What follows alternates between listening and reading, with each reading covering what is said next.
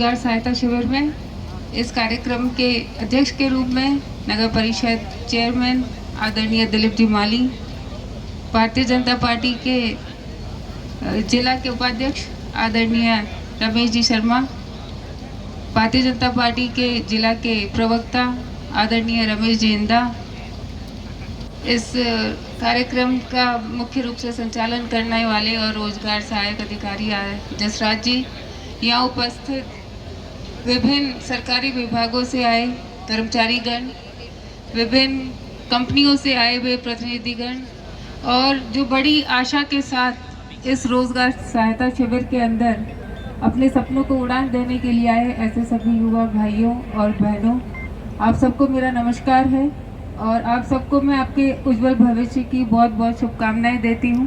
और आज जिनको अपॉइंटमेंट मिला है उनको बधाई देती हूं कि आज उनके जीवन में एक नई शुरुआत होने वाली है, तो आप जीवन में आगे बढ़ें और सक्सेसफुल हों। जब बाड़मेर की बात आती है तो हम याद करते हैं वो समय जब बाड़मेर को काला पानी के नाम से जाना जाता था।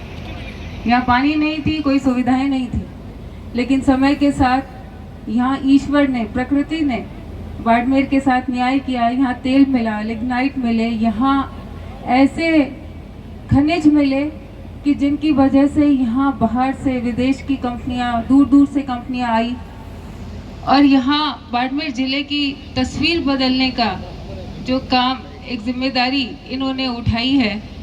मैं मानती हूँ कि प्रयास वो कर रहे हैं, लेकिन जो प्रयास है वो काफ़ी नहीं है, क्योंकि यहाँ के बच्चे प्रतिभाशाली बहुत हैं। हम सब जानते हैं, यहाँ के युवा भाइयों को देखो, यहाँ की युवा बहनों को देखो, किसी भी क्षेत्र में जाएंगे तो अपना नाम रोशन करते हैं। बहुत ज़्यादा सुविधाएं नहीं होने के बावजूद ये उनकी मेहनत है, उनकी लगन है कि वो अच्छी प्रतियोगिता परीक्षाओं में भी हिस्सा लेते हैं, उत्तीर्ण होते हैं और अच्छी जगह पर अच्छी पोस्ट लेते हैं। लेकिन यहाँ जिस संख्या में इन बच्चों को और हम मदद कर सकते हैं, यहाँ बच्चों को रोजगार दे सकते हैं, अभी हम उस स्तर को अपन ने छुआ नहीं है, अभी हम उसमें कामयाब नहीं हुए।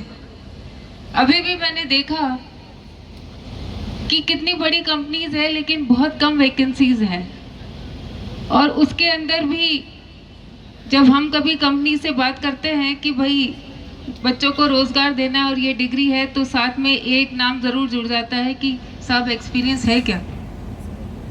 अब जिसने कभी काम की शुरुआत की है, जो करेगा, काम करेगा तभी तो एक्सपीरियंस होगा। बिना काम किए तो एक्सपीरियंस मिलना नहीं है, और बिना एक्सपीरियंस के नौकरी मिलनी नहीं है, रोजगार मिलना नहीं है। तो ये एक चक्र सा शुरू हो जाता है।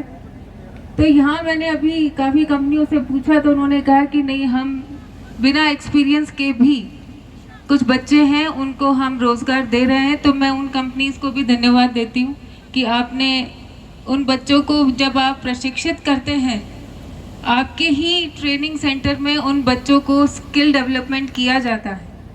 जो सिखाया है वो आपने सिखाया है और ज़रूरत के हिसाब से सिखाया है कि इस बच्चे की मदद कैसे करनी है।